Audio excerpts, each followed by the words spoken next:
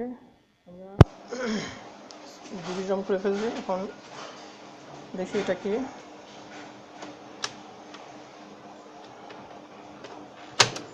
আসলে এটা হলো ফ্লপি ড্রাইভ, যেটা আমরা অনেক আগে ইউজ করতাম।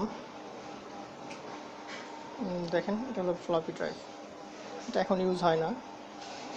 আর ডেলের এটা অনেক আগের কম্পিউটার, এগুলো সাইডে রাখলাম। এখন আমরা হার্ড ডিস্ক খুলব। হার্ড ডিস্ক খুলতে হলে আমাদের এখানে হার্ড ডিস্কের দেখেন দুইটা লিভার আছে, এখানে একটা, এই একটা, দুইটা আমরা পুশ করব। পুশ করার পর আমাদের উপরের দিকে টান দিব, আমার হার্ড ডিস্কটা উঠে আসবে। হ্যাঁ, এখন আমরা হার্ড ডিস্ক থেকে আমরা কেবলগুলো ডিসকানেক্ট করব।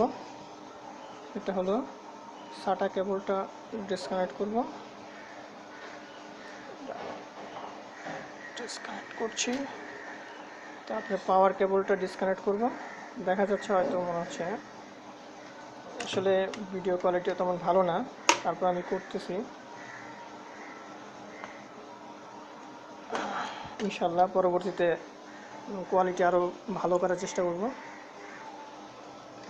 এটা হলো আমাদের হার্ড ডিস্ক।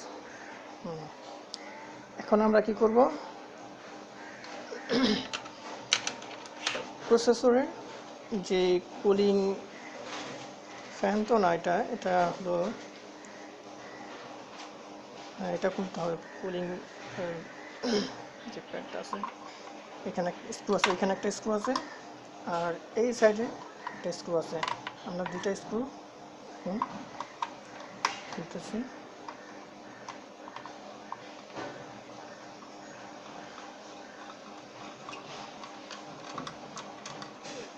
পাশেটা খোলা শেষ হয়ে গেছে, এখন পাশেটা খুলবো।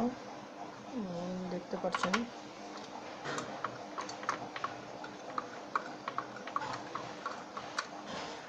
ওকে, আমাদের খোলা শেষ হয়ে গেছে। এখন আমরা কি করব, উপরের দিকে প্রেস করব, প্রেস দিব, হালকা একটু, হ্যাঁ টান দিব। এখন চলে আসছে।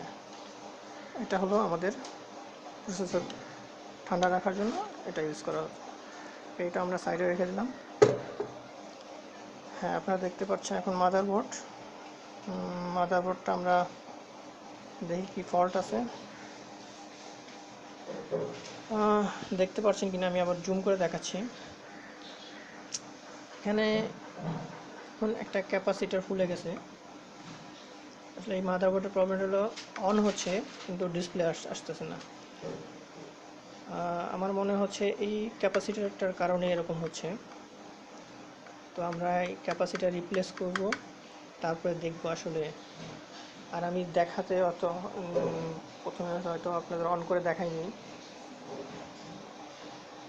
চেক আমরা কীভাবে আসলে আইডেন্টিফিকেশন করতেছি, কীভাবে সেই প্রবলেমগুলো আসলে হচ্ছে, আমি সেগুলো তুলে ধরার চেষ্টা করব আমার প্রত্যেকটা ভিডিওতে, এবং আপনাদের শেয়ার করে দেব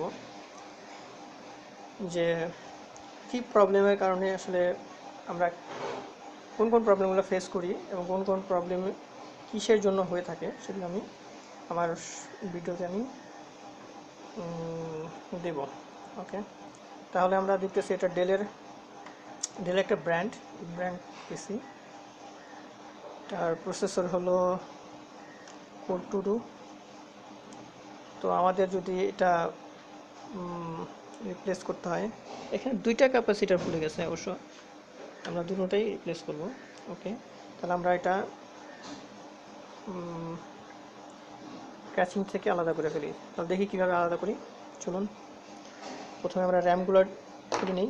এখানে র্যাম দেখতে পাচ্ছেন, র্যামের এখানে দেখেন, এখানে লক আছে, এই লক এখানে আছে, এখানে একটা আছে, দুই পাশে চাপ দিলে আপনার র্যামটা উঠে আসবে। যে র্যাম, দেখুন র্যাম চলে আসছে। র্যামের ব্র্যান্ড হলো স্যামসাং ব্র্যান্ডের 512।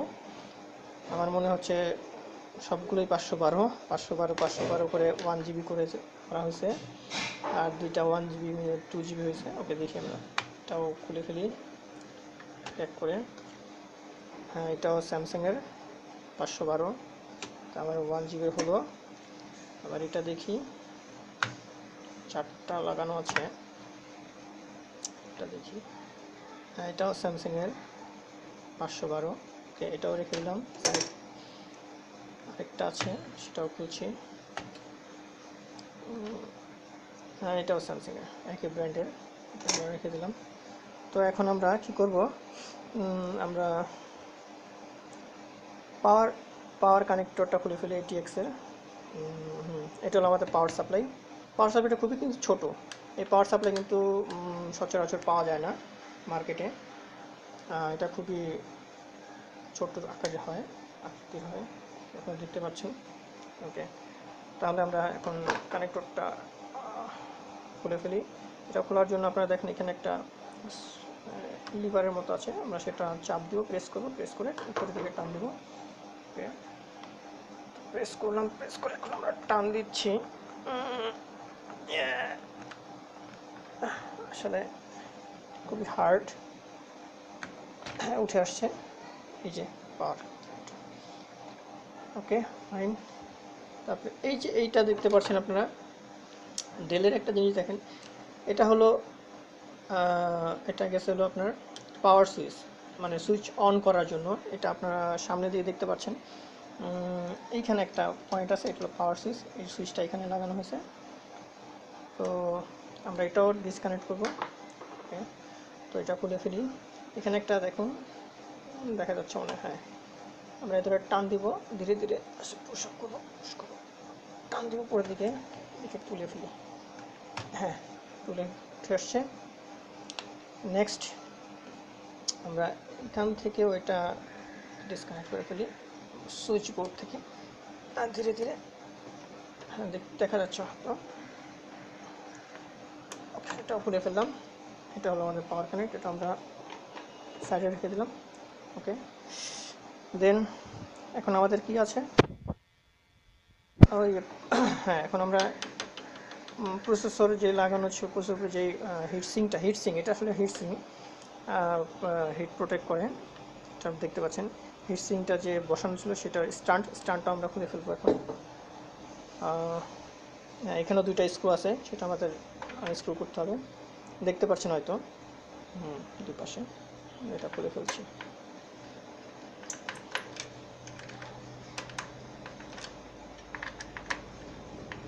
আসলে আমি আপনাদের আমার ভিডিও করার উদ্দেশ্য একটাই, সঠিক তথ্যটা যেন আপনাদের কাছে পৌঁছাতে পারে, সেই উদ্দেশ্যটা। আসলে অনেকের কারণে আমাদের এই ইন্ডাস্ট্রিতে, মানে এই সার্ভিস সেন্টারে আসলে বদনাম হয়ে যায়। বলতে চাই না, কারণ যে সঠিক তথ্যটা এবং সঠিক জিনিস